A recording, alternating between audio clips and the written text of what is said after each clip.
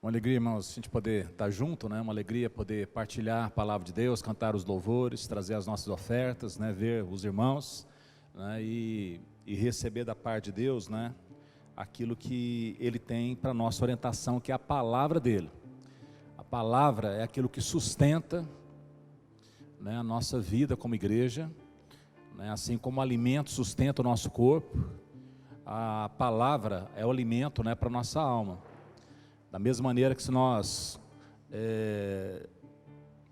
descuidarmos, né, da dieta, né, de uma dieta adequada e passarmos, ao invés de comer aquilo que é necessário para o nosso organismo, a gente vai comendo simplesmente aquilo que o nosso apetite leva.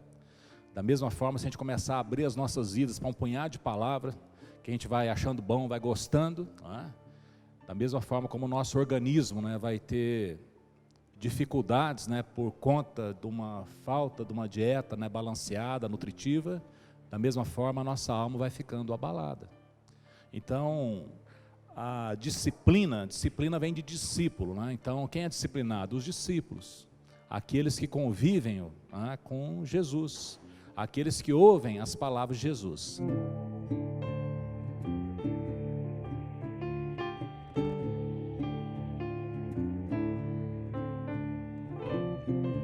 Então eu quero dar uma boa noite a todos, boa noite também às pessoas que têm nos acompanhado, né, pela internet, pelo canal do YouTube. Conheça a sua Bíblia, conheça a sua fé.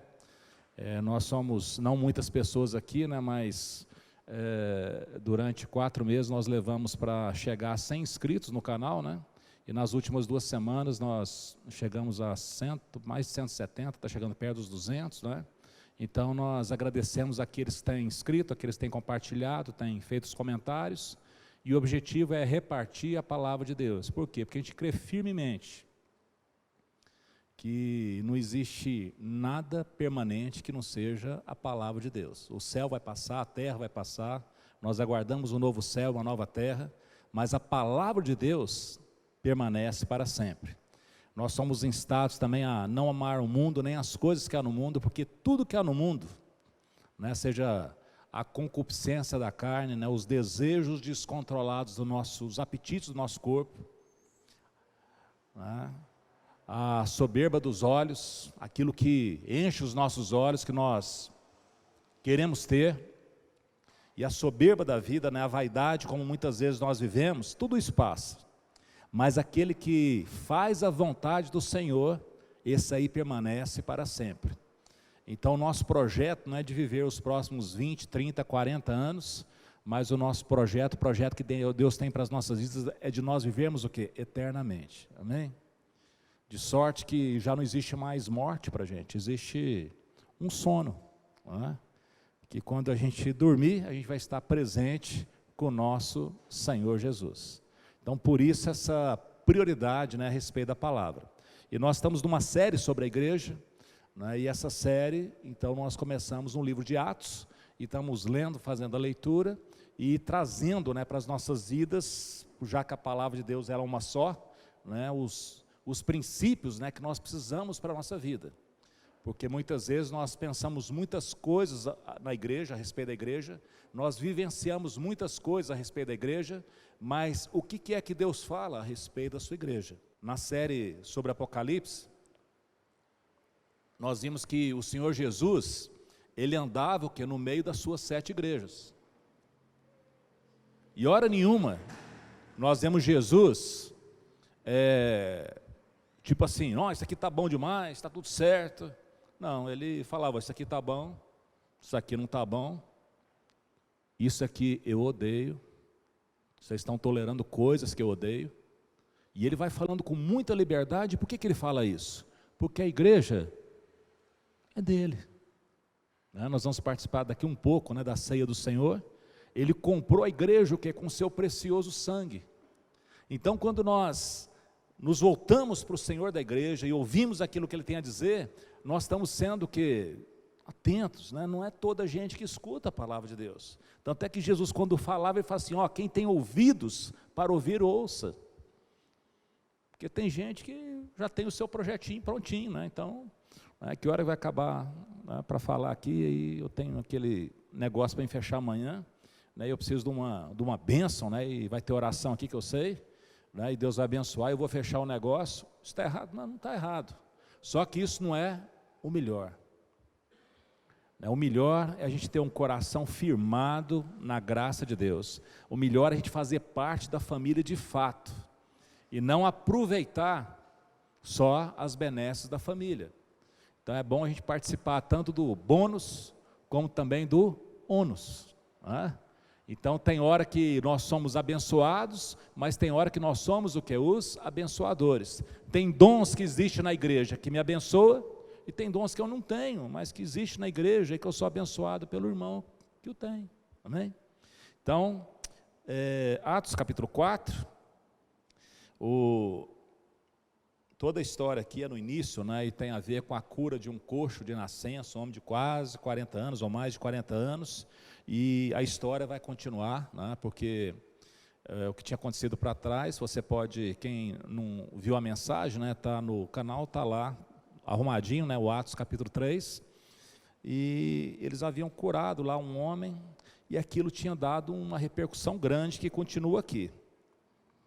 Enquanto Pedro e João ainda falavam com o povo, chegaram os sacerdotes, o capitão do templo e os saduceus, ressentidos, porque os apóstolos estavam ensinando o povo e anunciando em Jesus a ressurreição dentre os mortos. Prenderam Pedro e João e recolheram ao cárcere até o dia seguinte, pois já era tarde. Porém, muitos dos que ouviram a palavra creram, subindo o número desses a quase 5.000 homens. No dia seguinte, as autoridades, os anciãos, os escribas se reuniram em Jerusalém com o sumo sacerdote, Anás e Caifás, João, Alexandre e todos que eram da linhagem do sumo sacerdote. E colocando os apóstolos diante deles, perguntaram: com que poder ou em nome de quem vocês fizeram isso? A gente vai ler depois, mas só... Você nota aqui que o templo era uma coisa tão séria, né, que tinha até um capitão lá dentro, capitão do templo. Pensou pôr um capitão aqui, né? Tipo, arrumar um sistema militar, né? Então tinha um capitão do templo. E eles estavam nervosos por quê? Porque eles estavam tanto achando que era eles que faziam e acontecia naquele lugar, que eles ficaram tão entretidos com os projetos, a maneira deles gerenciarem o templo, que eles estavam distantes da palavra de Deus. Deus estava fazendo as coisas, eles não estavam nem percebendo. E os apóstolos então, crendo em Jesus Cristo, né, sendo testemunha de Jesus, da ressurreição, foram lá e curaram um coxo, e eles estão ressentidos. Por que esse povo está ensinando aí? Tipo assim, essa prerrogativa é nossa, não pediram licença, que coisa é essa, né? E eles foram e prenderam. Parece que aqui a igreja também tinha um cárcere. Já pensou pôr um cárcere aqui na igreja, né? Tipo assim, quem não concorda aqui, nós vamos prender, né? Aqui, né? Então a situação era, pensou? E aí prenderam lá, e você não vê que os apóstolos ficaram fazendo uma rebelião. O que eles faram? Foram presos, ficaram lá.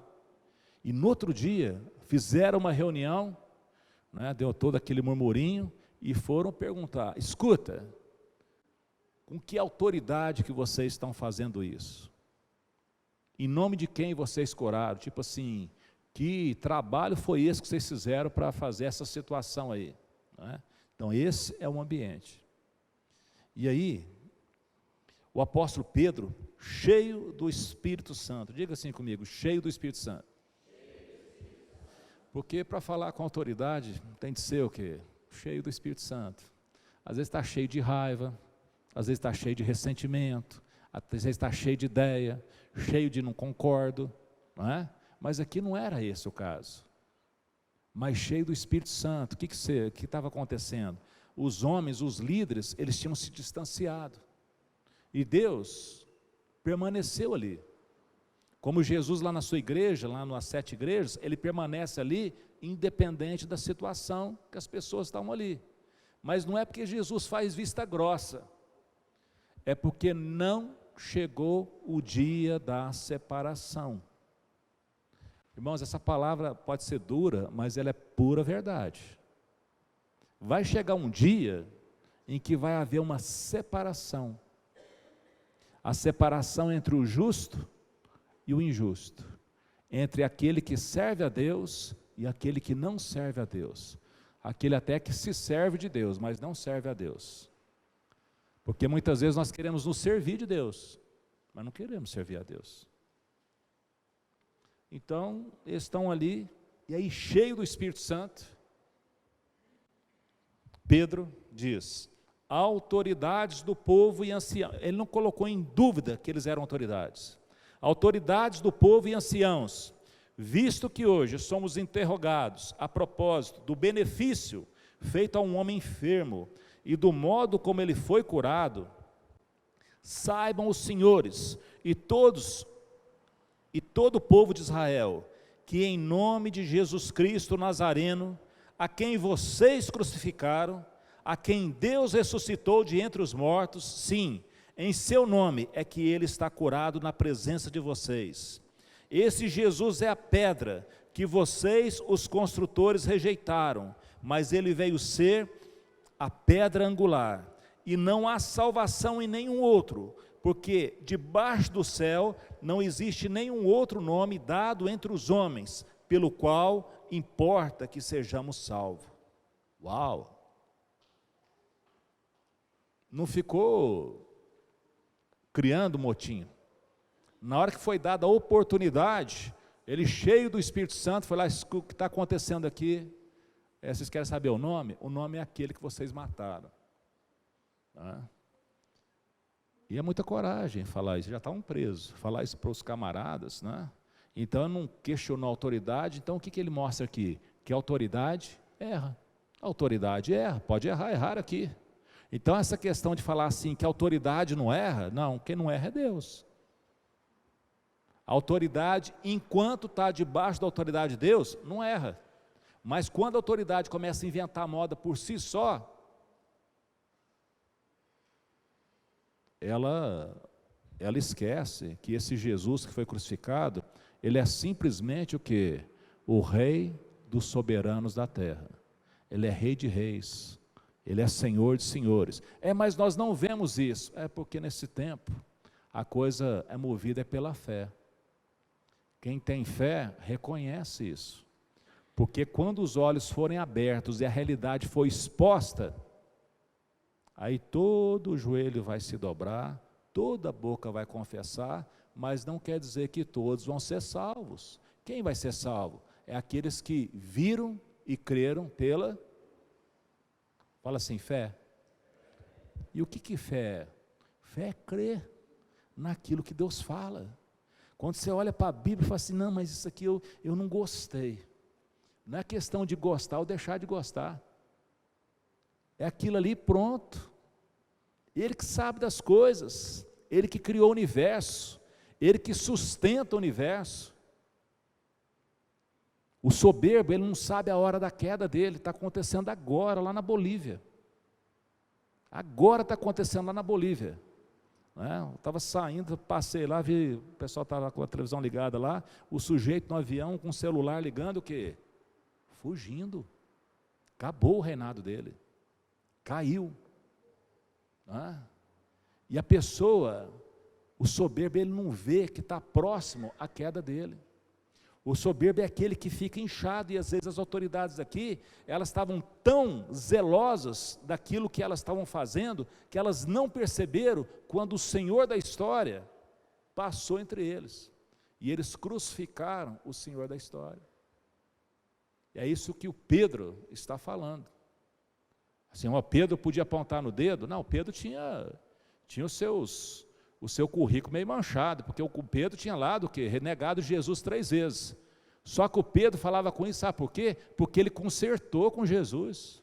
Quando Jesus chegou para ele lá e foi confrontá-lo, não é? Ele pegou e foi claro lá, e Jesus falou assim, pois é, Pedro,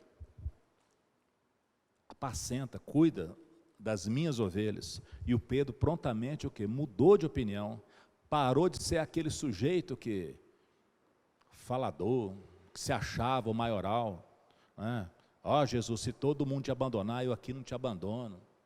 Jesus, tem compaixão do Senhor mesmo, nada dessa conversa de sofrimento vai acontecer. Ele estava se achando, mas uma vez quebrado, ele tinha autoridade de falar. Agora não é cheio de Pedro, é cheio do Espírito Santo de Deus. Então você quer saber o nome é Jesus, porque não há nenhum nome debaixo do céu, né? Não existe nome, o único nome que há salvação é o nome de Jesus. Então, quando as pessoas falam assim, é muito bom falar de religião, né? Qualquer religião é muito bom, é muito boa, a gente falou de Deus, é tudo a mesma coisa, não é não. O único Deus que deixou a sua glória, esvaziou de si mesmo e assumiu a forma da criatura e foi obediente até morte de cruz, isso aí foi o Senhor Jesus. A única religião que está fundamentada no princípio da humilhação do próprio Deus é o cristianismo. Você não vai ver isso em lugar nenhum. Aliás, o pessoal acha isso um absurdo, como que Deus se presta a um papel desse, de morrer pelado, exposto numa cruz, mas Ele fez isso por você e por mim. E o Pedro está falando assim, olha, juízo, gente. E por que está falando? Porque estão perguntando. Ele não foi lá confrontar quem não perguntou. Quer saber? Então vou falar para vocês. É no nome dele. Ao verem a ousadia de Pedro e João, sabendo que eram homens iletrados, incultos, ficaram admirados e reconheceram que eles haviam estado com Jesus. Porque a conversa deles é assim, essa turma aí está com invenção de moda. Esse homem foi morto, foi sepultado, eles foram lá, roubaram o corpo dele e estão com essa conversa aí. Ora, se fosse uma mentira, quem que ia ter disposição de ir numa cruz? Da onde que saiu toda essa ousadia? Da onde saiu toda essa história? Como é que eles mudaram a chave? Esse povo não sabe nem falar, nem estudo tem. Isso é pescador, isso é gente que não sabe de nada. Isso aí não é nem, não passa, isso aí não tem condição, esse povo não tem condição. E eles falam com essa ousadia. Opa, eles estiveram com Jesus.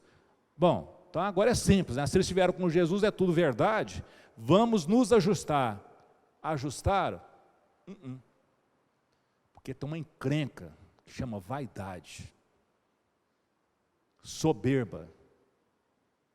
A pessoa se arrebenta todinho, mas não quer mudar de opinião, não quer dar o braço a torcer. E uma coisa que existe aqui, e que não tem para onde correr, é que se nós confessarmos os nossos pecados, se nós nos humilharmos diante de Deus, se nós abandonarmos os nossos caminhos maus, aí tem conversa, tem esperança para a gente.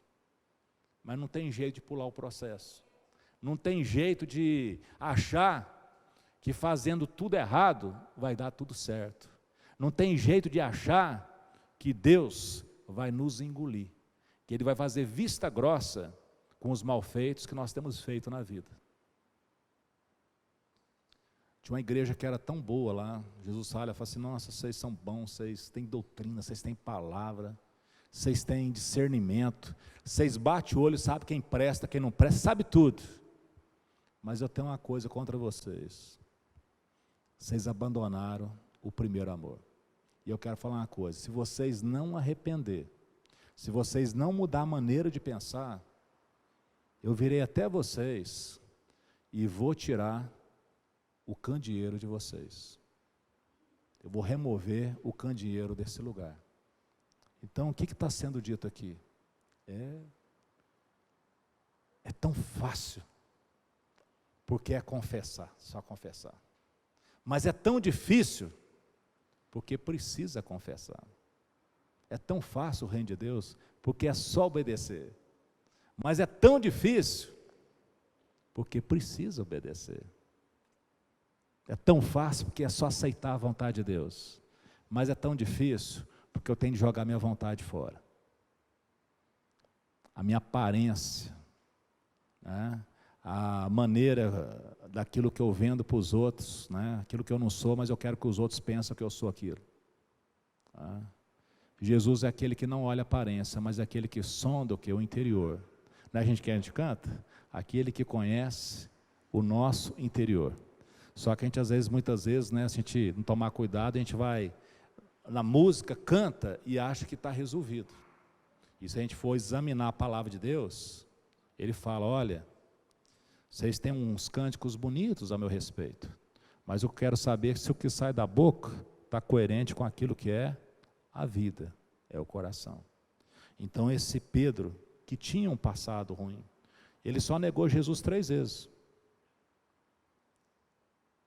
E por pessoas assim, um era uma funcionária lá da casa lá do sacerdote, outro lá era outro lá que não tinha, agora ele está aqui cheio do Espírito Santo, falando para o sacerdote, o que? Testemunhando Jesus, assim, aqueles que vocês mataram. Podia virar um bate-boca, né? Você também negou. Mas quando a pessoa está cheia do Espírito Santo, com a vida resolvida, ninguém segura o quê? Porque não é ele, é Deus nele, é Jesus nele, a esperança da glória. Olha, o cara está curado. Vamos fazer uma reunião, né? Já viu lá o Supremo Tribunal Federal, quando a temperatura ferve lá e o pessoal fala coisa lá? Uma pausa, né? Aí desliga a câmera, aí vai lá, aí não sei o que eles aprontam lá, depois volta e continua. Foi mais ou menos o que aconteceu aqui, é o Sinédrio. Então é os pena grande lá, os poderosos mesmo. Só que aqui a gente está vendo uma câmera escondida. Mas como é que a gente tem uma câmera escondida? Porque Deus tem os olhos dele o quê? Em todo lugar.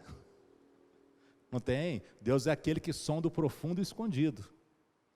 Trevas e luz para ele é a mesma coisa. Que faremos com esses homens?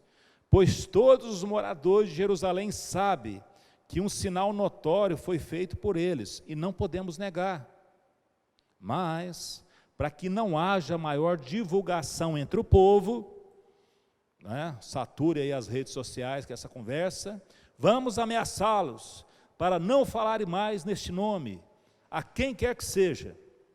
Chamando-os, ordenaram-lhe que, de modo nenhum, falassem nem ensinassem no nome de Jesus. Mas Pedro e João responderam, os senhores mesmo julguem se é justo diante de Deus ouvirmos antes os senhores do que a Deus. Olha que jeito que ele conversa. Hora nenhuma ele desrespeita. Vocês são tudo aquele bate-boca, aquela baixaria, nada disso. Julguem os senhores, pelos senhores mesmo, se é justo obedecermos os senhores, ao invés de obedecermos a Deus.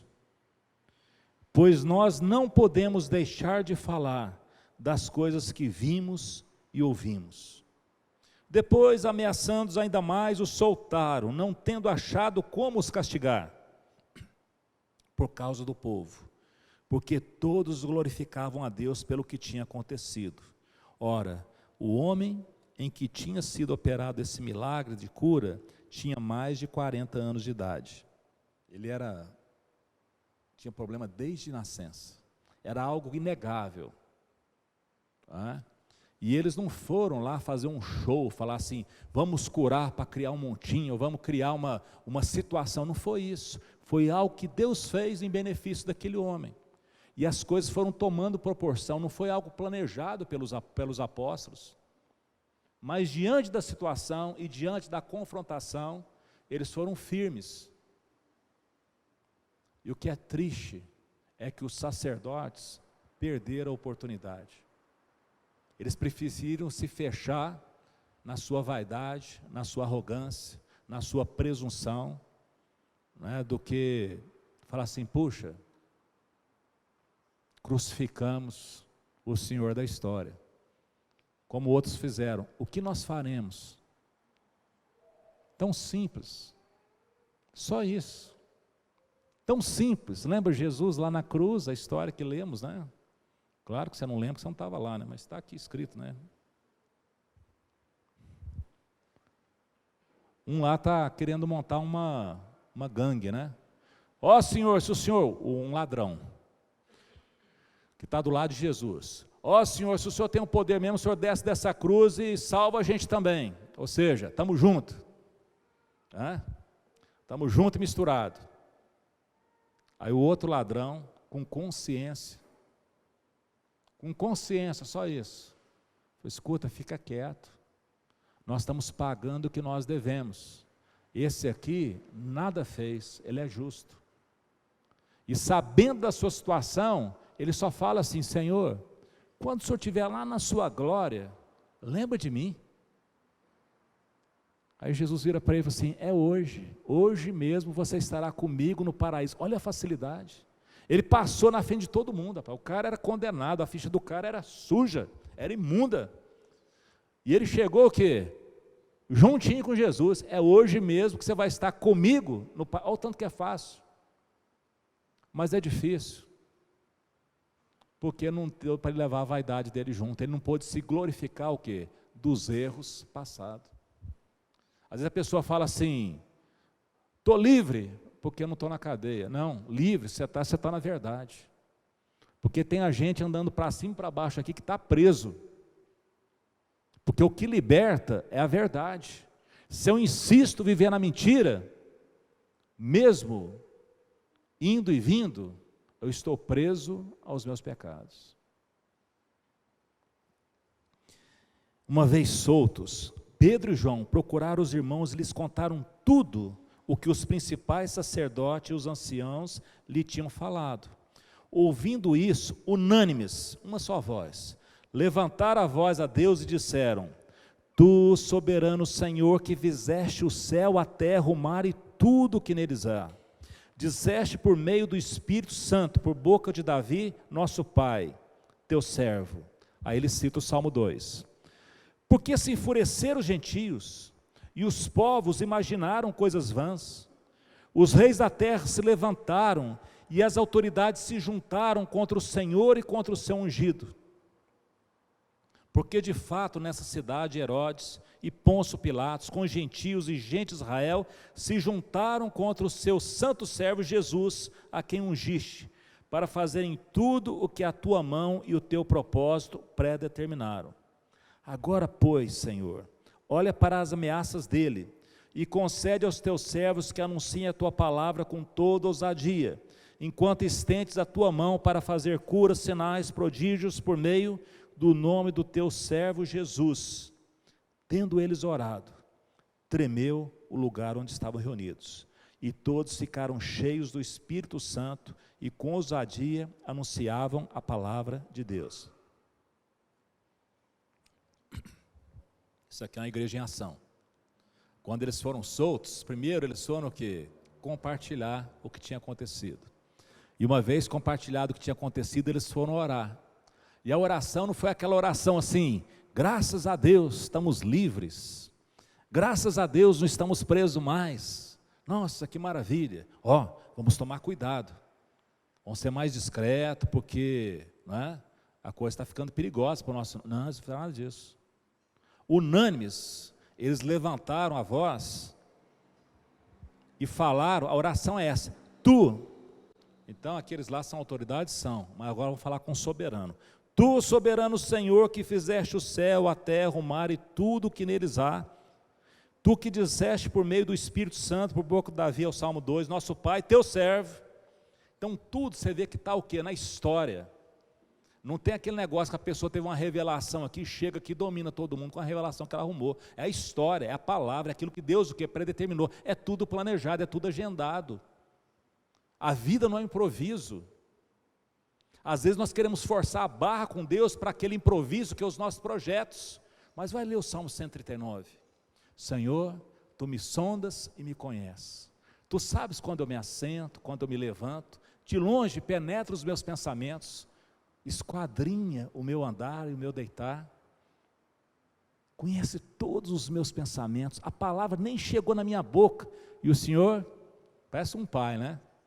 Uma mãe, eu já sei o que esse menino vai fazer. Eu já sei o que ele vai falar. Tal conhecimento é maravilhoso. Cadê a soberba disso? Cadê? Não existe, não tem necessidade disso. Nós somos amados. Nós somos amados porque o nosso Pai, Ele é um Deus de amor. Amor é a identidade dEle. Então nós perdemos tempo tentando o quê? Arrumar esquemas para Deus. Parece que o único que não é convertido é Ele. Eu já descobri certinho que jeito que as coisas devem ser. Aí eu faço lá meus projetos, minhas coisinhas, tem que ser desse jeito. Agora só falta o quê? Convencer o investidor. Gente, ele é o arquiteto. É ele que tem os projetos. Ele é o Senhor da história. Jesus é aquele que está andando por aqui. Ah, não estou vendo ele. Pois é, mas está. E está o quê? Observando. Ah, está espiando? Não está espiando não, ele está observando. Por quê? Para nos dar o quê? A oportunidade. Ele sabe que nós estamos andando pela fé, por isso nós não enxergamos ele. Mas a palavra dele está presente. A fé vem por essa palavra que nós ouvimos. E nós andamos por fé, se processando essa palavra, a gente age segundo ela. O melhor está para chegar. Por enquanto nós caminhamos dessa maneira. Ah? A gente, fala a verdade, o cristão, você pode ver a história. A minha história, a sua história, a história do povo de Deus. Normalmente, não estou falando que é sempre não. Os cristãos, os judeus, os israelitas, o povo de Deus, tem mais facilidade de viver em tempos de adversidade do que em tempos de prosperidade. Porque em tempo de adversidade, a gente divide o pão, agarra um no pescoço do outro, passa a noite em oração, mas no tempo de prosperidade não dá, né? Nós temos de dar uma passeada, tem uns lugares que a gente precisa ir, né? Eu lembro um dia que eu fui levado numa casa de uma pessoa muito importante aqui, era uma situação muito triste, né? Que estava com um filho numa situação, né, de uso de crack, né? E lá de fora estava a Teca e os meninos tudo dentro de um Uno que a gente tinha, um carrinho, um Uno. Tá? Então não está mais em circulação, mas era um carrinho muito bom. Né? E eu entrei lá e tal, e oramos lá, é difícil. Aí a pessoa foi me levar na porta, aí a gente passou, tinha uma garagem lá com muitos carros. Tinha mais carros do que o número de pessoas que moravam na casa. Aí está tudo lá esperando, né? Eu fui entrar e a pessoa falou assim, puxa, a família está aí. Eu falei, tá, a gente saiu da igreja, tal, você pediu para vir cá, eu vim. Ele falou, nossa pastor, mas que beleza, hein? Que riqueza, vem aqui. Eu falei assim, ai que porcaria. Cada um monta no carro, não sabe nem para onde que vai. Nome de família, nome de família. Não é família não. Você tem uma família. Ah, às vezes a gente, quando está dentro do Uno, a gente pensa coisa linda, né? Vai não, mas podemos resolver esse problema seu, não é verdade? Então a gente não tem de reclamar, porque esses camaradas aqui, eles não pediram facilidade. A oração deles não foi para facilidade. A oração deles foi por intrepidez. Senhor, olha as ameaças aí e concede que a gente seja fiel, que a gente seja ponta firme, que a gente honre o chamado que o Senhor nos deu. E que a gente fale com ousadia a respeito da palavra, modere a nossa palavra, para que as pessoas possam ter oportunidade, porque isso vai passar, mas a tua palavra não passa jamais, e ela é poderosa, ela diz respeito a Jesus, e não tem nome que abaixo dos céus que a pessoa pode ser salva, senão o nome de Jesus. Não teve ninguém que deu a vida por nós, como Jesus deu a vida por nós. Amém, queridos? Isso diz respeito à sua vida, diz respeito à sua família, os seus filhos. Reúne com eles, conta isso para eles. Não é só pegar lá um desenho lá da Arca de Noé e pôr eles para colorir, não. É contar. Outro dia eu estava ouvindo a respeito de uma criança nossa aqui, que chegou para a mãe, né, falando assim, ai mãe, eu não tenho jeito de ser salva, porque eu apronto isso, apronto. A mãe falou, maravilha, que bom que você sabe que isso é isso mesmo. Agora Jesus pode te salvar. Então, ao invés de ficar aliviando, ajuda a construir o quê? A fé, porque o mundo não vai ser facilitador dos nossos filhos, não. O mundo é cruel.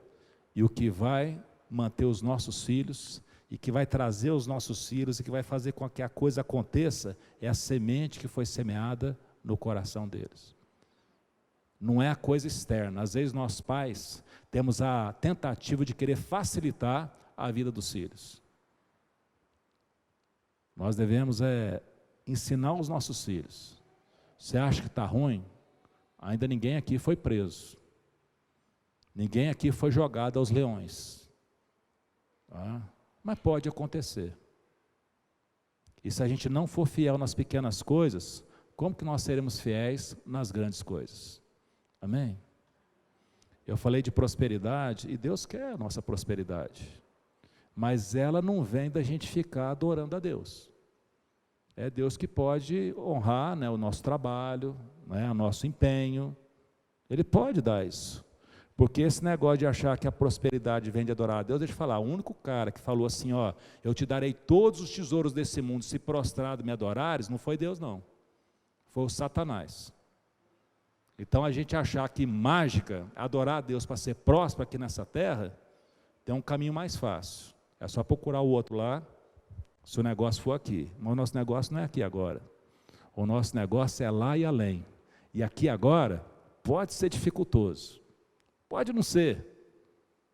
O que importa? Que eu seja achado fiel. Amém, irmãos?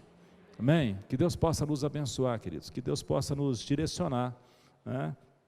Eles fizeram essa oração, porque de fato nessa cidade, olha, Herodes, eles juntaram, porque quando você fala a verdade, as pessoas, elas são inimigos. Eles não se aguentam, mas para destruir a verdade eles se juntam. Eles fazem um complô. Os reis da terra, né? Você pode ver, né? Nós estamos vivendo uma situação no nosso país, eu não vou entrar em detalhes, mas uma situação seguinte, que querem colocar uma lei justa, tipo assim, o cara foi condenado outra vez, xadrez. Só que existem muitos partidos, né? Eu acho que o grande drama que nós vivemos é que se juntar os partidos do mundo, dá o inteiro, né? Porque se for, nós precisamos de inteiro, né? Mas é tudo partido, né? Uma casa partida, ela não subsiste, né? Então, se eles se juntassem, por exemplo, o bem, era muito rápido. Mas eles se juntam, não. Nós precisamos manter a presunção da inocência. Gente, vamos falar a verdade. Nós temos a certeza da culpa. Nós somos tudo culpados.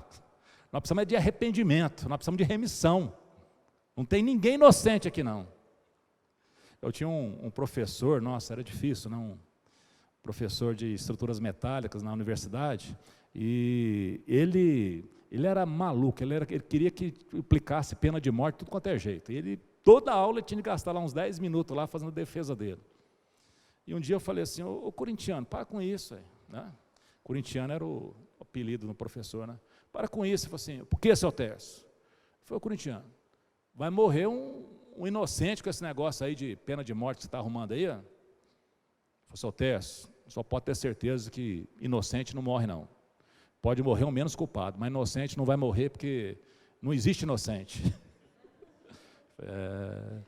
Eu escutei isso do meu professor, né? Tá certo, né? Pode morrer um menos culpado, mas inocente não vai pela razão que não existe inocente. Inocente foi Jesus, que levou o quê? Os nossos pecados na cruz. E é nesse nome que nós vivemos. É nesse nome que nós nos humilhamos. Sabe por quê? Porque ele se humilhou. Imagina o que foi morrer na cruz para o Filho de Deus.